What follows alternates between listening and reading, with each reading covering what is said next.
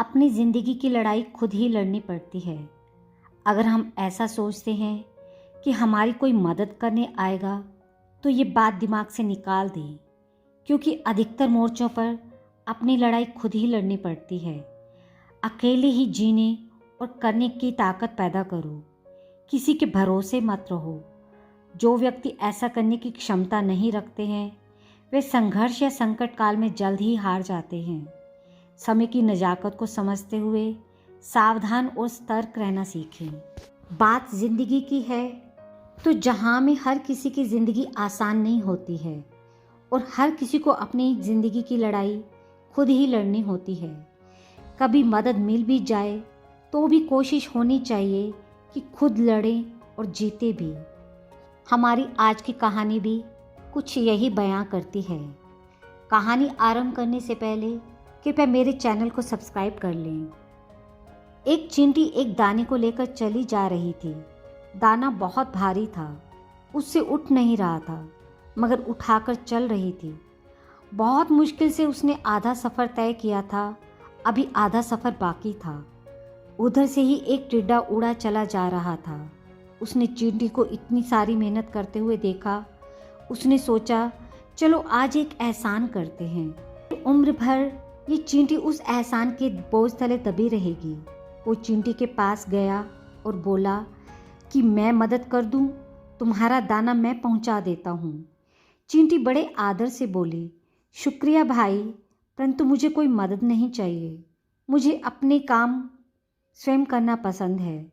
वैसे भी ये मेरा काम मेरा खाना है और खाने के लिए तो मेहनत करनी ही पड़ती है।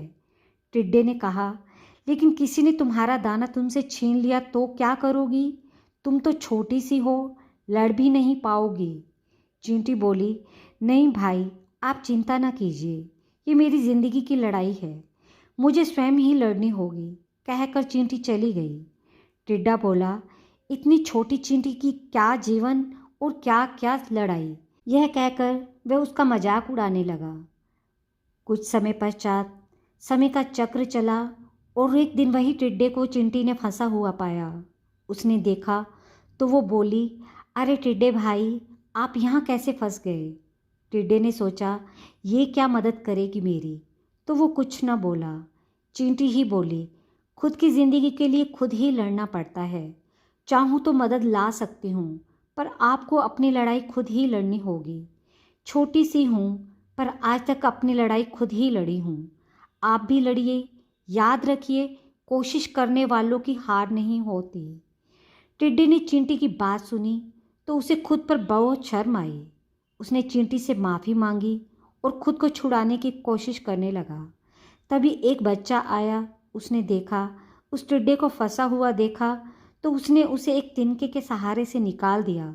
टिड्डे ने मन ही मन उस बच्चे का शुक्रिया अदा किया और चींटी को भी शुक्रिया कहा और बोला, बहन, तुम ठीक कहती हो।